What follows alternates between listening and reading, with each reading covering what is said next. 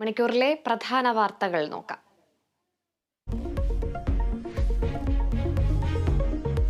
ലോക്സഭാ തെരഞ്ഞെടുപ്പ് പ്രചരണങ്ങൾക്ക് തുടക്കം കുറിച്ച് കോൺഗ്രസ് 1 ലക്ഷം പേരെ അണിനിരത്തി തൃശൂരിൽ നിന്ന് മഹാജനസഭ.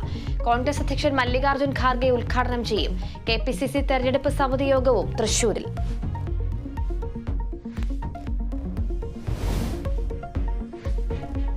സംസ്ഥാന ബജറ്റിൽ കണ്ണും നട്ട് കേരളം. നാളെ വിഭവ സമാഹരണത്തിന് കൂടുതൽ പ്രഖ്യാപനങ്ങൾ ഉണ്ടായേക്കും.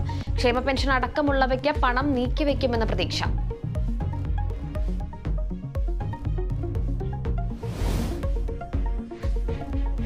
യമനിലെ ഹൂതി കേന്ദ്രങ്ങളിൽ സംയുക്താക്രമണവുമായി അമേരിക്കയും ബ്രിട്ടനും.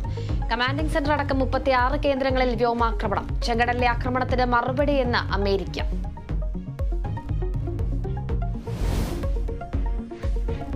ഇടുക്കി തോട്ടം മേഖലയിൽ KSEBയുടെ ഇരുട്ടടി. പാപ്പനാർ AC കോളനിയിലെ 6 കുടുംബങ്ങൾക്ക് അമിത വൈദ്യുതി ബിൽ. തുക അടയ്ക്കാൻ കഴിയാതായതോടെ കണക്ഷനും വിച്ഛേദിച്ചു.